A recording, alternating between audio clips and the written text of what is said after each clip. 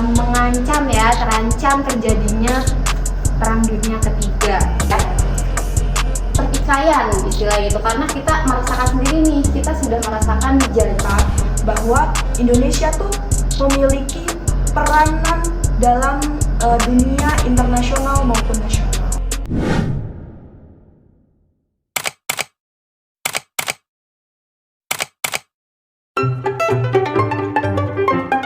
Oke, halo semuanya, balik lagi di podcast kali ini bersama saya Nova.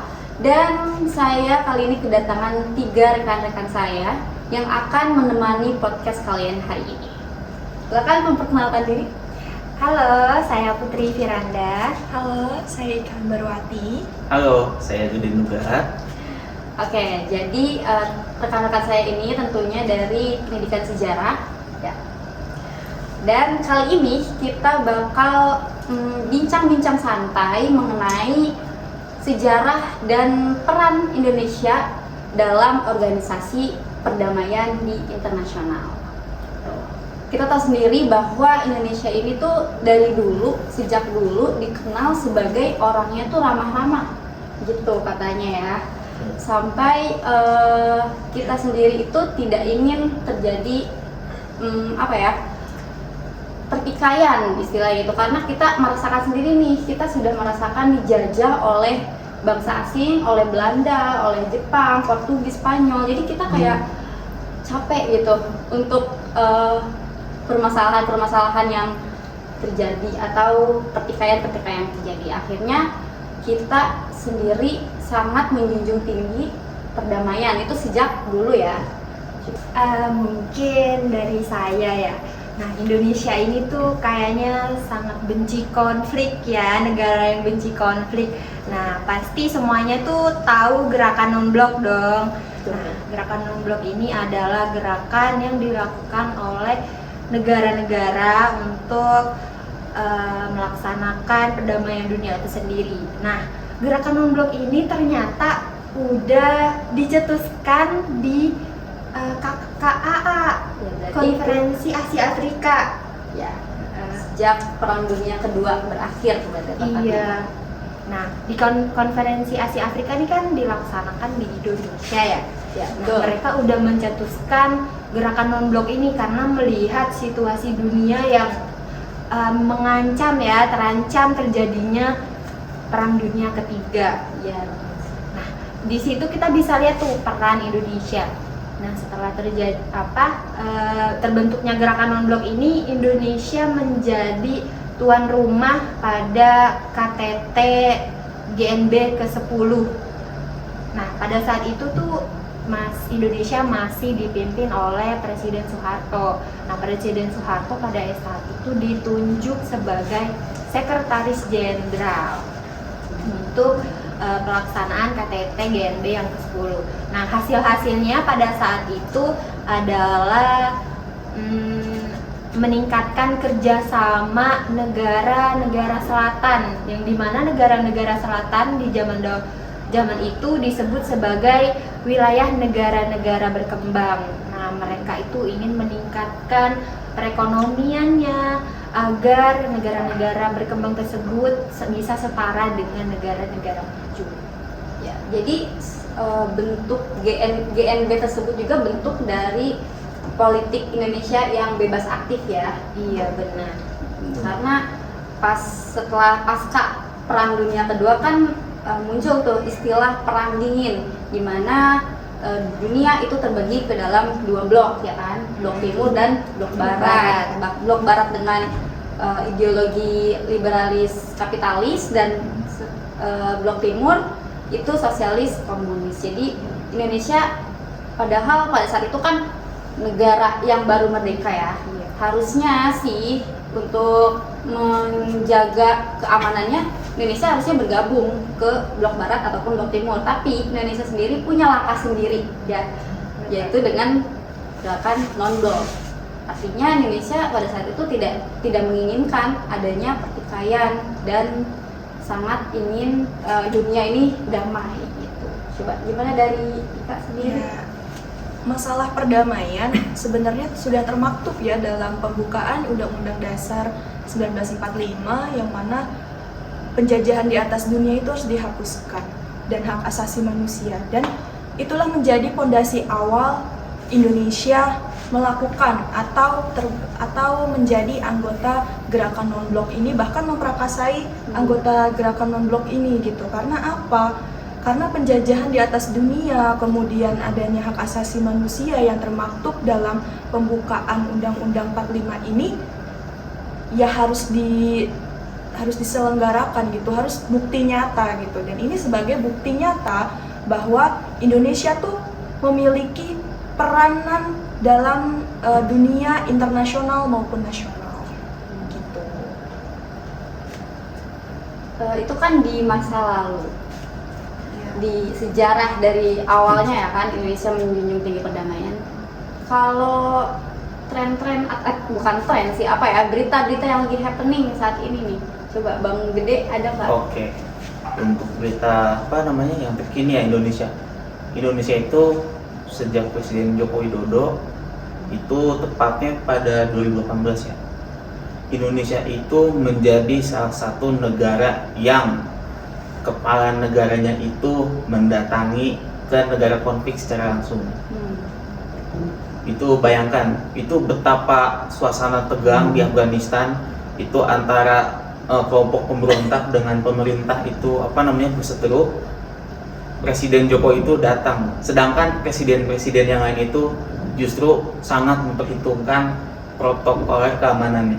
Nah, kemudian pada saat kunjungan ke Afghanistan, Jokowi ini diapresiasi langsung oleh presiden Afghanistan yang saat ini sedang mengasingkan diri lah, Ashraf Ghani itu dengan medali Ghazi kalau nggak salah. Mungkin nanti teman-teman bisa cari lebih lanjut lagi. Kemudian juga selain kunjungannya ke Afghanistan, waktu tahun kemarin kan Rusia Ukraina itu kan berkonflik ya. Nah, beliau menunjukkan taringnya sekaligus membuktikan ke banyak negara ya bahwa Indonesia ini sangat benar-benar konsentrasi terhadap isu-isu peperangan yang di mana dalam peperangan tersebut itu memiliki banyak dampak, salah satunya ekonomi dan juga kemanusiaan ya. Kemanusiaan itu khususnya di wilayah Ukraina kan. Nah, tapi yang dampak yang paling mengglobal itu adalah dampak ekonomi. Pada saat itu kan dampaknya harga minyak itu kan naik. Kemudian juga kan selain minyak, kita sebagai orang Indonesia dominan mengkonsumsi tepung itu sangat banyak, terutama Indomie.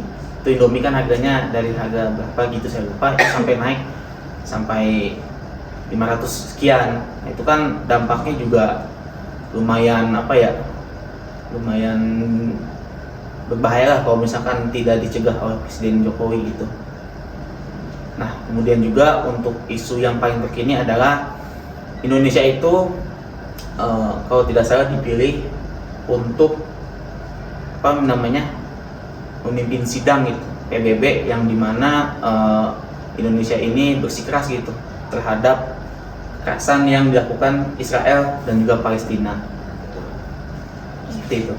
Ngomong-ngomong soal PBB nih, Kak Nova, nah Indonesia nih punya kayak dia mengimplementasikan apa yang dimaksud dengan penjajahan di atas dunia dan hak asasi manusia itu melalui organisasi PBB atau kita bahasa Inggrisnya gitu ya, United Nation gitu kan. United Nation ini gabungan dari beberapa negara yang di sana tuh perdamaian dan hak asasi manusia adalah yang nomor satu. Di sini Indonesia pun bergabung dengan ini karena apa? Karena ya itu tadi dasar negara dan ideologi Indonesia itu berdasarkan hal seperti itu. Oke, menarik banget ya tadi penjelasan dari Ika, dari Bang Gede, apalagi tadi ternyata presiden kita Pak Jokowi itu sudah mau turun langsung mengunjungi negara-negara untuk meminta agar peperangan tersebut dihentikan gitu ya kan, sampai mengunjungi Putin.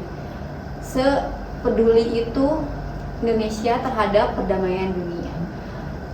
Apalagi tadi kita bahas PBB juga.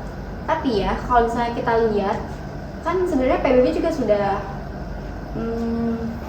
melakukan cara gitu, sudah berusaha untuk menghentikan perang di antara Palestina sama Israel.